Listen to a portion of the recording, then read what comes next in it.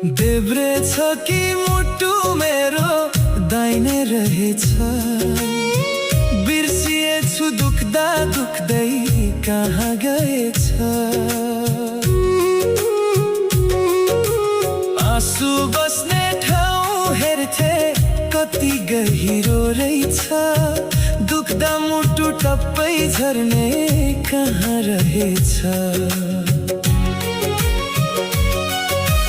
हँसेको छु बाहिर यति भित्र कसले देख्छ, कसले बुझ्छ पीडा मनको कहाँ कहाँ दुःख छ। आँसु पनि बोल्ने